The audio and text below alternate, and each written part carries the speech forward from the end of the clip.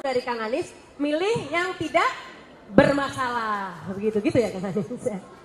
Kira-kira begitu. Mungkin tadi sudah sempat disinggung soal etika Kang Anies. Menurut Kang Anies, etika itu seberapa penting bagi seorang pemimpin karena di debat kemarin. Masa ini dibahas lagi?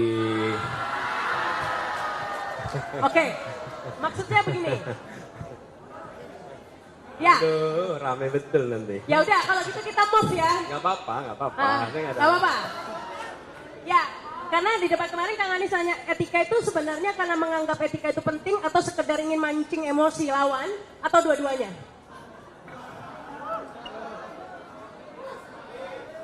Ya. Ya, gini. Berdiri lagi ya. Jadi begini teman-teman, kita melihat fenomena yang terjadi di bangsa kita. Apa itu? Kita menyaksikan kompromi yang dilakukan secara bertahap kepada prinsip-prinsip kode etik. Itu kita kompromi pelan-pelan gitu, dikit-dikit. Karena dikit-dikit maka tidak terasa. Jadi kita membiarkan penyimpangan itu bergerak pelan. Akhirnya kita merasa tidak menjadi masalah lagi. Nah, siapa yang harus menjadi penjaga etika? Yang menjadi penjaga etika itu semua yang pimpinan. Kalau di kampus, rektor. Rektor itulah yang menjadi penjaga utama.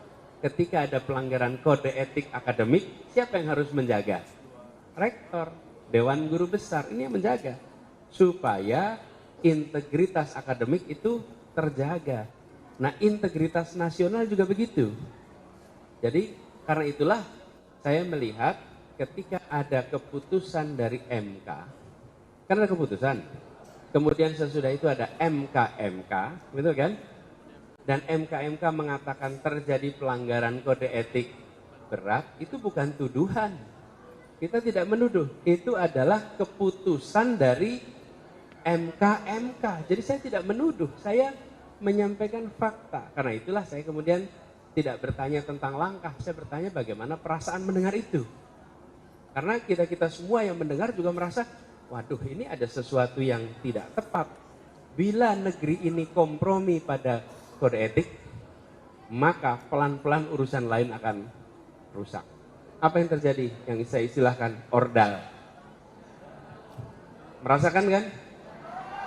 Merasakan anak muda berprestasi mau melamar pekerjaan kalah. Kalahnya dengan siapa? Ordal. Ya. Anak muda berprestasi bidang olahraga, mau ikut kontingen PON kalah. Kalahnya dengan ordal. Itu dirasakan. Kemudian panitia nih.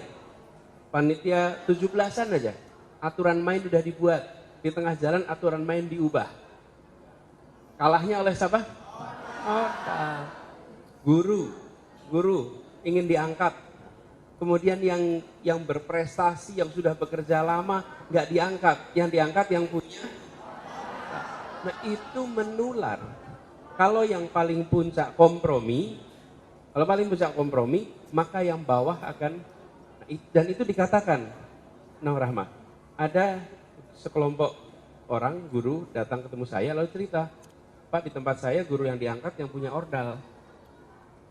Lalu ketika ditegur, kenapa yang diangkat yang jadi keponaannya si Anu, yang pamannya si macam-macam lah. Jawabannya apa? Di Jakarta aja pakai ordal, kenapa kita nggak boleh pakai ordal? Apa yang terjadi? Standar kita langsung turun. Maukah standar kode etik kita diturunkan? Berarti perlunya apa? Perubahan, itu kira-kira. Ini terakhirnya harus segera disudahi.